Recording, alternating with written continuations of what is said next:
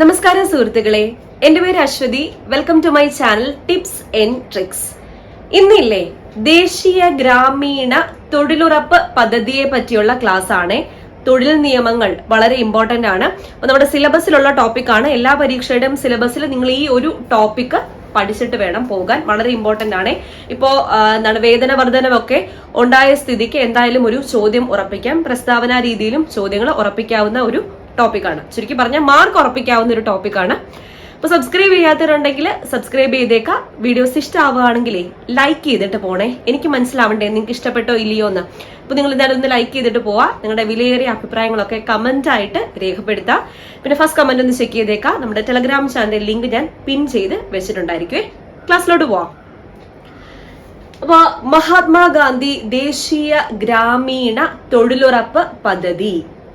മഹാത്മാഗാന്ധി ദേശീയ ഗ്രാമീണ തൊഴിലുറപ്പ് പദ്ധതി mgnrega അല്ലെങ്കിൽ GP എന്ന് തന്നിരിക്കുവേ.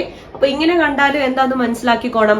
Mahatma Gandhi national rural employment guarantee act അല്ലെങ്കിൽ പി എന്ന് തന്നിരുന്ന ഗ്യാരണ്ടി പ്രോഗ്രാം ആണെന്ന് മനസ്സിലാക്കിക്കോണം.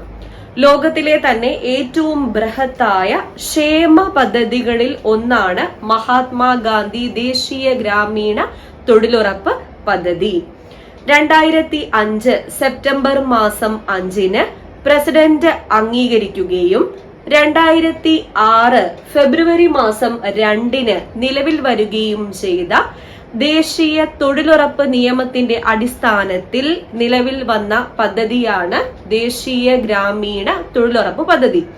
ആദ്യം മഹാത്മാഗാന്ധിയുടെ പേരിലല്ലായിരുന്നു, ജസ്റ്റ് ദേശീയ ഗ്രാമീണ തൊഴിലുറപ്പ് പദ്ധതി എന്ന് മാത്രമേ ഉണ്ടായിരുന്നുള്ളൂ. 2005 സെപ്റ്റംബർ 5 പ്രസിഡന്റ് അംഗീകരിക്കുകയും 2006 ഫെബ്രുവരി മാസം 2 നിലവിൽ വരികയും ചെയ്ത ദേശീയ ഗ്രാമീണ തൊഴിലുറപ്പ് നിയമത്തിന്റെ അടിസ്ഥാനത്തിൽ നിലവിൽ വന്ന പദ്ധതിയാണ് ദേശീയ ഗ്രാമീണ തൊഴിലുറപ്പ് പദ്ധതി. 2006 ഫെബ്രുവരി മാസം 2 ഈ പദ്ധതി ഉദ്ഘാടനം ചെയ്തത് അന്നത്തെ പ്രധാനമന്ത്രിയായിരുന്ന മൻമോഹൻ സിംഗും പിന്നെ സോണിയാഗാന്ധിയും ചേർന്ന് ആന്ധ്രാപ്രദേശിലെ ബണ്ടിലപ്പള്ളി എന്ന ഗ്രാമപഞ്ചായത്തിലാണ് ഈ പദ്ധതിയുടെ ഉദ്ഘാടനം നിർവഹിച്ചത്. 2006 ഫെബ്രുവരി മാസം 2 ആന്ധ്രാപ്രദേശിലെ ബണ്ടിലപ്പള്ളി ഗ്രാമപഞ്ചായത്തിൽ അന്നത്തെ നമ്മുടെ പ്രധാനമന്ത്രിയായിരുന്ന മൻമോഹൻ സിംഗും സോണിയാഗാന്ധിയും ചേർന്നിട്ടാണ് ഈ പദ്ധതി ഉദ്ഘാടനം ചെയ്തത്. 2006 എന്ന് പറയുമ്പോൾ ഏത് പഞ്ചവത്സര പദ്ധതിയാണ്? 10ാം പഞ്ചവത്സര പദ്ധതി. 10ാം പഞ്ചവത്സര പദ്ധതി കാലയളവിലാണ് ഈ ഒരു പദ്ധതിയുടെ ഉദ്ഘാടനം നിർവഹിച്ചത്. 2005 സെപ്റ്റംബർ 5 പ്രസിഡന്റ് അംഗീകരിച്ചതെന്ന് പറഞ്ഞില്ലേ?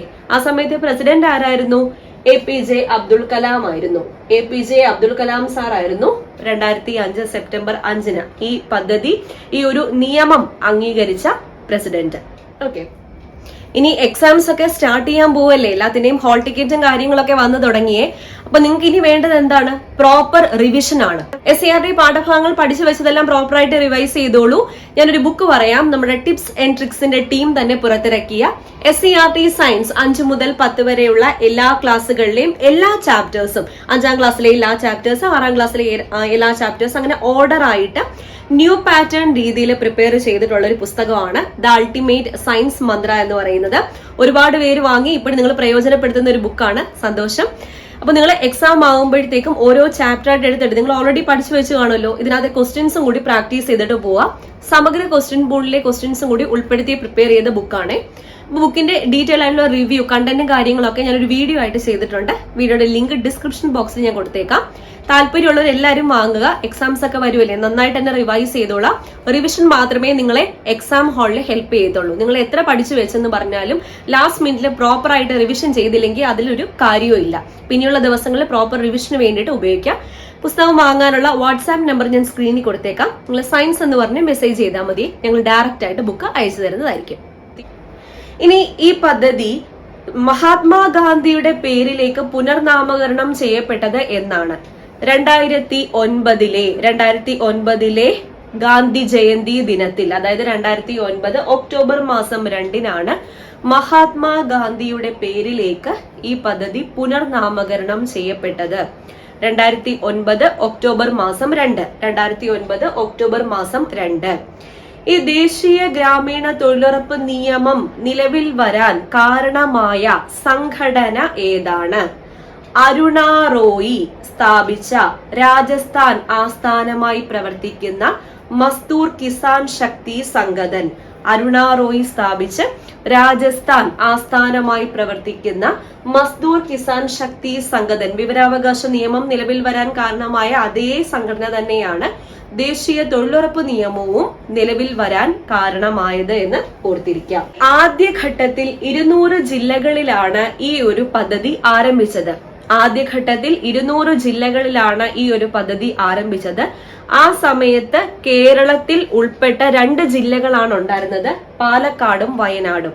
അപ്പൊ ഇങ്ങനെ ചോദിക്കും, കേരളത്തിൽ ദേശീയ ഗ്രാമീണ തൊഴിലുറപ്പ് പദ്ധതി ആരംഭിച്ച ആദ്യത്തെ 2 ജില്ലകൾ, ആദ്യത്തെ ജില്ലകൾ ഏതൊക്കെയാണ്? പാലക്കാടും വയനാടുമാണ്. പാലക്കാടും വയനാടുമാണ്. ഇനി ഇന്ത്യയിലെ എല്ലാ ജില്ലകളിലേക്കും ദേശീയ ഗ്രാമീണ തൊഴിലുറപ്പ് പദ്ധതി വ്യാപിപ്പിച്ചത് എന്ന് 2008 ഏപ്രിൽ മാസം 1-നാണ്. 2008 ഏപ്രിൽ മാസം 1-നാണ് ഇന്ത്യയിലെ എല്ലാ ജില്ലകളിലേക്കും ദേശീയ ഗ്രാമീണ തൊഴിലുറപ്പ് പദ്ധതി വ്യാപിപ്പിച്ചത്. ഇനി കേരളത്തിൽ നഗരപ്രദേശങ്ങളിൽ ദേശീയ ഗ്രാമീണ തൊഴിലുറപ്പ് പദ്ധതി അറിയപ്പെടുന്നത് അയ്യങ്കാളി ദേശീയ നഗര തൊഴിലുറപ്പ് പദ്ധതി എന്ന പേരിലാണ്. അയ്യങ്കാളിയുടെ പേരിലാണ് അറിയപ്പെടുന്നത്. അയ്യങ്കാളി ദേശീയ നഗര തൊഴിലുറപ്പ് പദ്ധതി. ഗ്രാമീണ എന്നതിന് പകരം നഗരപ്രദേശങ്ങളായതുകൊണ്ട് നഗര തൊഴിലുറപ്പ് പദ്ധതി എന്ന പേരിലാണ് കേരളത്തിലെ നഗരപ്രദേശങ്ങളിൽ ഈ തൊഴിലുറപ്പ് പദ്ധതി അറിയപ്പെടുന്ന പേര്.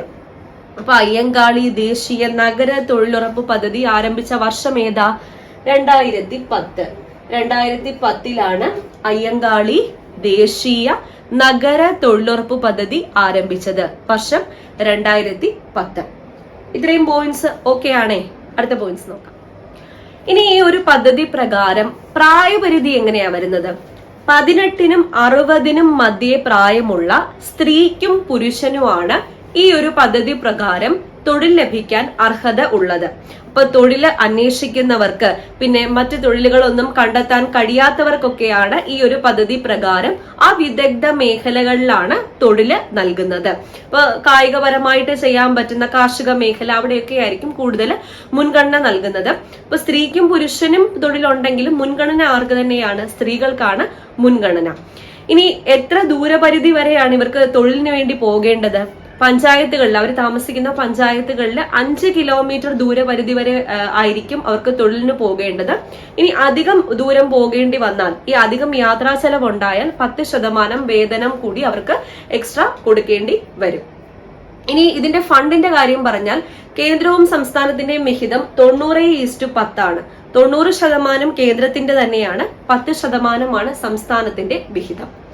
2022-23 കണക്കനുസരിച്ച് കേരളത്തിൽ നൽകിയിരുന്ന വേതനം 311 രൂപയാണ്. 311 രൂപയാണ് കേരളത്തിൽ നൽകിയിരുന്ന വേതനം. നിലവിൽ 2023 ഏപ്രിൽ 1 മുതൽ 22 രൂപയും കൂടെ കൂട്ടി 333 രൂപ. 333 രൂപയാണ് കേരളത്തിലെ വേതനം. ഏറ്റവും കൂടുതൽ വേതനം നൽകുന്ന സംസ്ഥാനം ഹരിയാനയാണ്. ഇമ്പോർട്ടന്റ് ചോദ്യമാണ്. ഏറ്റവും കൂടുതൽ വേതനം നൽകുന്ന സംസ്ഥാനം ഹരിയാന, 357 രൂപ. രണ്ടാമത് സിക്കിമാണ്, 354 രൂപ. മൂന്നാം സ്ഥാനം കേരളമാണ്. 333 രൂപ. ഇപ്പൊ ഒന്നാം സ്ഥാനം ഹരിയാന 357, രണ്ടാം സ്ഥാനം സിക്കിം 354, മൂന്നാം സ്ഥാനം കേരളമാണ് 333 രൂപയാണ്. ഏറ്റവും കുറവ് വേതനം നൽകുന്ന സംസ്ഥാനങ്ങൾ മധ്യപ്രദേശും ഛത്തീസ്ഗഡുമാണ്. 204 രൂപയായിരുന്നു. നിലവിൽ 221 രൂപയാണ് മധ്യപ്രദേശും ഛത്തീസ്ഗഡും നൽകുന്നത്. മധ്യപ്രദേശും ഛത്തീസ്ഗഡുമാണ് ഏറ്റവും കുറവ് വേതനം നൽകുന്ന സംസ്ഥാനങ്ങൾ. 204 രൂപയായിരുന്നു. ഇപ്പോ പുതുക്കിയ കണക്കനുസരിച്ച് 221 രൂപയാണ്. ഇനി ഏറ്റവും കൂടുതൽ വേതനം നൽകുന്ന കേന്ദ്രഭരണ പ്രദേശം ആൻഡമാൻ നിക്കോബാർ ആണ്. ആൻഡമാൻ നിക്കോബാർ ആണ് ഏറ്റവും കൂടുതൽ വേതനം നൽകുന്ന യൂണിയൻ ടെറിട്ടറി. ഏറ്റവും കുറവ് വേതനം നൽകുന്ന യൂണിയൻ ടെറിട്ടറീസ് ഏതൊക്കെയാണ്? ജമ്മു കാശ്മീരും ലഡാക്കും ആണ്. ജമ്മു കാശ്മീരും ലഡാക്കും. ഈ പറഞ്ഞ പോയിന്റ്സ് വളരെ ഇമ്പോർട്ടന്റ് ആണ്. ഈ ഒരു സെഷനിൽ നിന്ന് ഏതെങ്കിലുമൊക്കെ ചോദ്യങ്ങൾ നിങ്ങൾക്ക് പ്രതീക്ഷിക്കാം. അടുത്ത പോയിന്റ്സ് നോക്കാം. ഇനി അടുത്ത പോയിന്റ്, ഇന്ത്യൻ ഭരണഘടനയിലെ ആർട്ടിക്കിൾ 41, 42, 43 എന്നീ ആർട്ടിക്കിൾസ് അനുശാസിക്കുന്ന വിധം എല്ലാ പൗരന്മാർക്കും ന്യായവും മനുഷ്യത്വപരവുമായ തൊഴിലവസരങ്ങൾ സൃഷ്ടിക്കുക എന്നതാണ് ഈ നിയമത്തിന്റെ പ്രധാനപ്പെട്ട ലക്ഷ്യം എന്ന് പറയുന്നത്. അപ്പോൾ ഇന്ത്യൻ ഭരണഘടനയിലെ ആർട്ടിക്കിൾ 41, 42, 43 അനുശാസിക്കുന്ന വിധം എല്ലാ പൗരന്മാർക്കും ന്യായവും മനുഷ്യത്വപരവുമായ തൊഴിലവസരങ്ങൾ സൃഷ്ടിക്കുക എന്നതാണ് ഈ നിയമത്തിന്റെ ലക്ഷ്യം. ഇനി ഈ ദേശീയ ഗ്രാമീണ തൊഴിലുറപ്പ് പദ്ധതി എന്ന ആശയത്തിന്റെ ഉപജ്ഞാതാവ് ആരാണ്? ബെൽജിയൻ ധനതത്വ ശാസ്ത്രജ്ഞനും ഡൽഹി സ്കൂൾ ഓഫ് എക്കണോമിക്സിലെ ഓണററി പ്രൊഫസറുമായ ജീൻ ഡ്രസെയാണ് ദേശീയ ഗ്രാമീണ തൊഴിലുറപ്പ് പദ്ധതി എന്ന നിയമത്തിന്റെ ആശയത്തിന്റെ ഉപജ്ഞാതാവ്. ആരാണ്? ബെൽജിയൻ ധനതത്വ ശാസ്ത്രജ്ഞനും ഡൽഹി സ്കൂൾ ഓഫ് എക്കണോമിക്സിലെ ഓണററി പ്രൊഫസറുമായ ജീൻ ഡ്രസെയാണ് ദേശീയ ഗ്രാമീണ തൊഴിലുറപ്പ് പദ്ധതി എന്ന ആശയത്തിന്റെ ഉപജ്ഞാതാവ്. ഈ ഒരു പദ്ധതി ഏത് മന്ത്രാലയത്തിന്റെ കീഴിലാണ് വരുന്നത്? കേന്ദ്ര ഗ്രാമവികസന മന്ത്രാലയത്തിന്റെ കീഴിലാണ് ഈ ഒരു പദ്ധതി വരുന്നത്. ഗ്രാമപഞ്ചായത്തുകളാണ് ഈ പദ്ധതി നടപ്പിലാക്കുന്നത്. ഇനി ജോബ് കാർഡ് എന്ന് പറയുന്ന ഒരു കാർഡുണ്ട്. ഈ ജോബ് കാർഡ് ഉള്ള കുടുംബത്തിനാണ് 100 ദിവസത്തെ തൊഴിലവസരങ്ങൾ ഉറപ്പാക്കുന്നത്. ജോബ് കാർഡ് ഒരു പഞ്ചായത്തില് സ്ഥിരതാമസമാക്കുന്ന ഏതൊരു കുടുംബത്തിനും ജോബ് കാർഡിന് വേണ്ടിയിട്ട് അപേക്ഷിക്കാവുന്നതാണ്. ഗ്രാമപഞ്ചായത്ത് ഓഫീസുകളിലാണ് ജോബ് കാർഡിന് അപേക്ഷിക്കാവുന്നത്. അപേക്ഷിച്ചു കഴിഞ്ഞ് 15 ദിവസത്തിനുള്ളിൽ ഈ ജോബ് കാർഡ് ലഭ്യമാക്കണം. ഈ ജോബ് കാർഡ് കിട്ടിയ ഒരു കുടുംബത്തിന് 100 ദിവസത്തെ തൊഴിലായിരിക്കും ഉറപ്പു നൽകുന്നത്. വനാവകാശ നിയമത്തിന്റെ ഗുണഭോക്താക്കൾക്ക്, വനവാസികൾക്ക് 150 ദിവസത്തെ തൊഴിലായിരിക്കും. മറ്റു ഭൂമിയൊന്നും ഇല്ലെങ്കിൽ അവർക്ക് 150 ദിവസത്തെ തൊഴിലായിരിക്കും ഉറപ്പു നൽകുന്നത്. ജോബ് കാർഡിന്റെ കാലാവധി 5 വർഷമാണ്. ജോബ് കാർഡ് കയ്യിൽ കിട്ടിക്കഴിഞ്ഞാൽ അതിന്റെ കാലാവധി എത്ര വർഷമാണ്? 5 വർഷമാണ്. ഒരു കുടുംബത്തിന് ഒരു ജോബ് കാർഡ് ആയിരിക്കും കിട്ടുന്നത്. അല്ലാതെ ഓരോ വ്യക്തികൾക്ക് എന്ന രീതിയിലല്ല, ഒരു കുടുംബത്തിന് ഒരു ജോബ് കാർഡ് ആയിരിക്കും കിട്ടുന്നത്. ഓക്കെ, അപ്പൊ ഇത്രയും പോയിന്റ്സ് ക്ലിയർ അല്ലേ? അടുത്ത പോയിന്റ്സ് നോക്കാം. ഈ പദ്ധതിയിലെ അംഗങ്ങളാകുന്നതില് സ്ത്രീകളായിരിക്കണം കൂടുതലെന്ന് പറഞ്ഞില്ലേ? എത്ര ഭാഗമാ? 1/3 ഭാഗം സ്ത്രീകളായിരിക്കണം. അപ്പൊ ഈ പദ്ധതിയിൽ അംഗമാകുന്നവരിൽ 1/3 ഭാഗം സ്ത്രീകളായിരിക്കണം. കൂടാതെ ഈ പദ്ധതിയിൽ അംഗമാകുന്നവർക്ക് വേതനം നൽകേണ്ടത് ഒരാഴ്ചയ്ക്കുള്ളിലോ അല്ലെങ്കിൽ പരമാവധി 14 ദിവസത്തിനുള്ളിലോ വേതനം നൽകിയിരിക്കണം എന്ന നിബന്ധനയുണ്ട്. അപ്പൊ ഒരാഴ്ചയ്ക്കുള്ളിലോ അല്ലെങ്കിൽ പരമാവധി 14 ദിവസത്തിനുള്ളിലോ എന്ത് നൽകിയിരിക്കണം? അവർക്കുള്ള വേതനം നൽകിയിരിക്കണം എന്ന നിബന്ധനയുണ്ട്. ഇനി mgnrega ഗവേഷണ പഠനങ്ങളുടെ സമാഹാരം ഏത് പേരിൽ അറിയപ്പെടുന്നത്?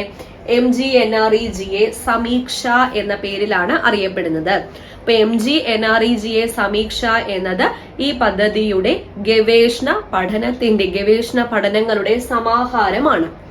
ഈ ഒരു പദ്ധതിയിൽ ലയിപ്പിച്ച കേന്ദ്ര ഗവൺമെന്റ് പദ്ധതിയാണ് ഗ്രീൻ ഇന്ത്യ എന്ന പദ്ധതി. ഏതിൽ ലയിപ്പിച്ചു? മഹാത്മാഗാന്ധി ദേശീയ ഗ്രാമീണ തൊഴിലുറപ്പ് പദ്ധതിയിൽ ലയിപ്പിച്ചു. കൂടാതെ 2001 Sampoorna Grameen Rozgar Yojana, 2004 National Food for Work എന്നീ പ്രോഗ്രാമുകളും ഏതിൽ ലയിപ്പിച്ചിട്ടുണ്ട്? mgnregp ലയിപ്പിച്ചിട്ടുണ്ട്. 2001 Sampoorna Grameen Rozgar Yojana, 2004 National Food for Work എന്നീ പ്രോഗ്രാമുകളും ഏതിൽ ലയിപ്പിച്ചിട്ടുണ്ട്? mgnrega ലയിപ്പിച്ചിട്ടുണ്ട്. ഇനി കർണാടക സർക്കാർ പുറത്തിറക്കിയ ഒരു മൊബൈൽ ആപ്ലിക്കേഷൻ ആണ് mgnrega എം പ്ലാറ്റ്ഫോം എന്നത്. mgnrega എം പ്ലാറ്റ്ഫോം എന്ന മൊബൈൽ ആപ്ലിക്കേഷൻ പുറത്തിറക്കിയ സർക്കാർ അല്ലെങ്കിൽ ഏത് സംസ്ഥാനമാണ് എന്ന് ചോദിച്ചാൽ കർണാടകയാണ്. എന്തിനു വേണ്ടിയിട്ടാ? ഈ മഹാത്മാഗാന്ധി ദേശീയ തൊഴിലുറപ്പ് പദ്ധതിയുടെ പ്രവർത്തനങ്ങളൊക്കെ നിരീക്ഷിക്കാൻ വേണ്ടി പുറത്തിറക്കിയ ഒരു ആപ്ലിക്കേഷനാണ് mgnrega എം പ്ലാറ്റ്ഫോം എന്നത്. ഇനി ഈ പദ്ധതി പ്രകാരം 100 ദിവസം പൂർത്തിയാക്കിയവർക്ക് പെൻഷൻ അനുവദിച്ച ആദ്യത്തെ സംസ്ഥാനം ഏതാണ്? കേരളമാണ് 100 ദിവസം പൂർത്തിയാക്കിയവർക്ക് പെൻഷൻ അനുവദിച്ച ആദ്യത്തെ സംസ്ഥാനം. ഏതാണ്? കേരളമാണ്. കേരളം. ഓക്കെ, ഇത്രയും ക്ലിയർ അല്ലേ? ഇനി അടുത്ത പോയിന്റ്സ് നോക്കാം. 2021 ദേശീയ ഗ്രാമീണ തൊഴിലുറപ്പ് പദ്ധതിയുമായി ബന്ധപ്പെട്ട പ്രശ്നങ്ങൾക്ക് പരിഹാരം കാണുന്നതിനും മാർഗങ്ങൾ നിർദ്ദേശിക്കുന്നതിനും ഒക്കെ വേണ്ടി എല്ലാ ജില്ലകളിലും ഓംബുഡ്സ്മാനെ നിയമിച്ചത് കേരളമാണ്. എല്ലാ ജില്ലകളിലും കേരളം എന്ത് ചെയ്തു? ഓംബുഡ്സ്മാനെ നിയമിച്ചായിരുന്നു. പിന്നെ ഈ പദ്ധതിയുടെ സോഷ്യൽ ഓഡിറ്റ് നടപ്പിലാക്കുന്നത് ആരാണ്? ഗ്രാമസഭ. ഗ്രാമസഭയാണ് സോഷ്യൽ ഓഡിറ്റ് നടപ്പിലാക്കുന്നത്. ഈ പദ്ധതിയുടെ നടത്തിപ്പ് ചുമതല ആർക്കാന്ന് പറഞ്ഞു? ഗ്രാമപഞ്ചായത്തിനാണെന്ന് നേരത്തെ പറഞ്ഞു. ജസ്റ്റ് ഒന്നുകൂടെ ഓർമ്മിപ്പിച്ചതാ. ഈ പദ്ധതിയുടെ നടത്തിപ്പ് ചുമതല ഗ്രാമപഞ്ചായത്തിനാണ്. മേൽനോട്ടം വഹിക്കുന്നത് കേന്ദ്ര ഗ്രാമവികസന വകുപ്പാണെന്ന് പറഞ്ഞു. പിന്നെ ഈ ഒരു നിയമത്തില് സംസ്ഥാന തൊഴിലുറപ്പ് കൗൺസിലിനെ പറ്റി, അതായത് സ്റ്റേറ്റ് എംപ്ലോയ്മെന്റ് ഗ്യാരണ്ടി കൗൺസിലിനെ പറ്റി പ്രതിപാദിക്കുന്ന സെക്ഷൻ 12ഉം കേന്ദ്ര തൊഴിലുറപ്പ് കൗൺസിലിനെ പറ്റി പ്രതിപാദിക്കുന്ന സെക്ഷൻ 10ഉം ആണ്. അപ്പൊ ഈ ഒരു നിയമത്തിലെ 2 സെക്ഷൻസ് എന്ന് ഓർത്തിരിക്കാം. സംസ്ഥാന തൊഴിലുറപ്പ് കൗൺസിലിനെ പറ്റി, സ്റ്റേറ്റ് എംപ്ലോയ്മെന്റ് ഗ്യാരണ്ടി കൗൺസിലിനെ പറ്റി പ്രതിപാദിക്കുന്ന സെക്ഷൻ 12ഉം കേന്ദ്രം 10ഉം. കേന്ദ്രം 10, സംസ്ഥാനം 12. കേന്ദ്രം 10, സംസ്ഥാനം 12. ഓക്കെ, അപ്പൊ ഇത്രയേ ഉള്ളൂ ഈ ഒരു സെഷനില്, ഈ ഒരു ക്ലാസ്സിൽ ആകെ മൊത്തം ഒന്ന് പറയാൻ. ഇതിന് മെയിൻ ആയിട്ട് നിങ്ങൾ വേതനം ഓർത്തിരിക്കാം.